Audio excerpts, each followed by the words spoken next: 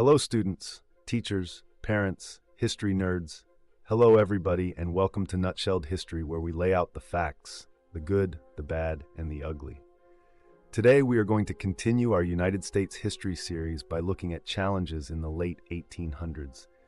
Don't forget that there's a link for a fill-in-the-blank worksheet in the description. I just ask that you like and subscribe. I apologize for any mispronunciations ahead of time. I do my best. Okay, let's roll. By the end of the Civil War, about 25,000 Native Americans were living peacefully in the Great American Desert, aka the Midwest, before it was full of corn. They saw nature as sacred, while white settlers saw it as a giant piggy bank. The U.S. government started moving Native Americans out of the way in the 1800s, but once gold and silver were found in Indian Territory, things got really messy. By the late 1860s, Native Americans were pushed onto reservations with few resources, and conflicts started heating up. In 1864, the Colorado militia attacked a peaceful Cheyenne and Arapaho camp in what became the Sand Creek Massacre, leading to more violence. When gold was found in the Black Hills, the Sioux, led by Crazy Horse and Sitting Bull, fought back, famously wiping out George Custer's cavalry at the Battle of Little Big Horn in 1876. The Nez Perces tried to make a run for Canada in 1877 to avoid relocation, but were captured just short of the border and sent to a bleak reservation in Oklahoma. Meanwhile, Chief Joseph traveled to D.C. to beg for mercy. In 1890, tensions boiled over again at Wounded Knee, where a religious revival turned tragic when the U.S. cavalry outgunned the Sioux. The government hoped Native Americans would give up their ways, take up farming, and blend in with white society. The Dawes Act of 1887 gave each Native family a 160-acre plot, and boarding schools were set up to teach Native children how to live like white Americans, because nothing says welcome to our culture like forced assimilation and farm chores. The West had its own version of go big or go home in the 1800s, with mining kicking off the first major boom. Mining towns popped up faster than you can say, gold rush. And as industry boomed, everyone realized, hey, we need a transcontinental railroad to tie this place together. Congress jumped on board, handing out cash and land like party favors. By 1869, the railroad was complete, connecting the nation, fueling industrial growth, and of course, stirring up more trouble over Native American land. Then came the cattle boom, with cowboys living the open-range dream, no fences, just cows and brands. Cowboys learned their skills from Mexican vaqueros, but by the mid-1880s, the open range was fenced off, and the party was over. The Great Plains was the last frontier for white settlers, thanks to the Homestead Act of 1862. Even former slaves, called exodusters, joined the movement, leaving bondage behind for a new start in Kansas and Oklahoma. But not everyone was welcomed with open arms. Chinese immigrants faced serious discrimination, capped by the Chinese Exclusion Act, which kept them out of the country. Still, the Supreme Court ruled that Chinese Americans born in the U.S. couldn't be stripped of their citizenship. Mexican Americans had their own struggles, losing land after the Mexican-American War because they couldn't prove ownership.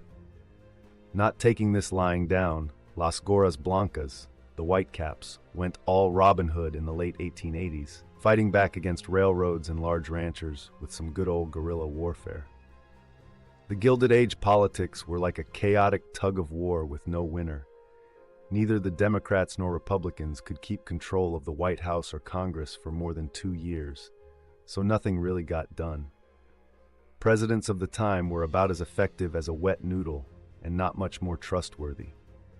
Political parties were running around handing out government jobs like party favors, thanks to the spoils system.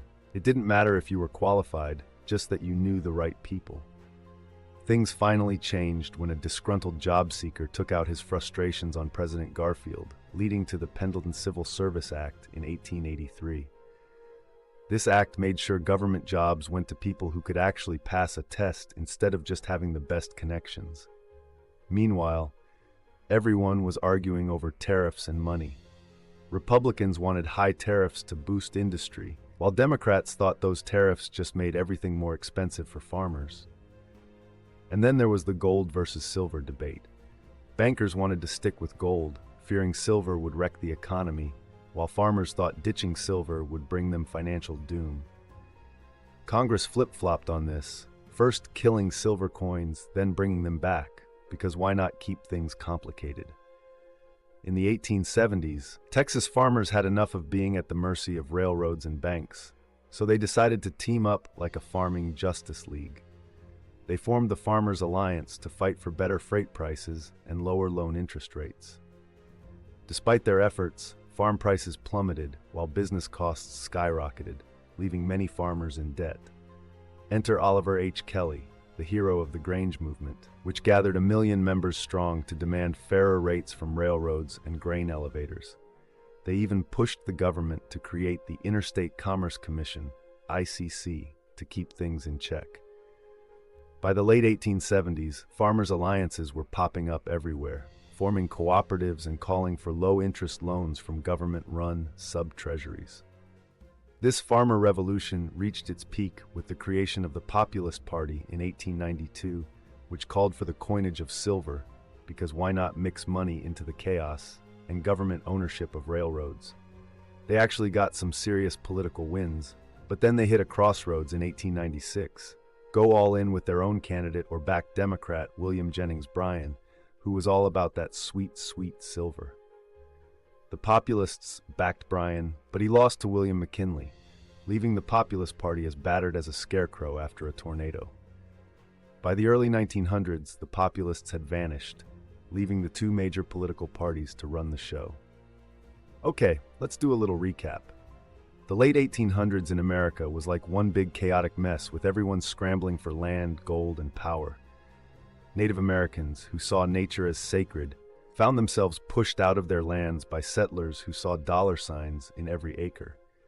After gold was found, Native Americans were forced onto reservations, sparking violent conflicts like the Sand Creek Massacre and the famous Battle of Little Big Horn.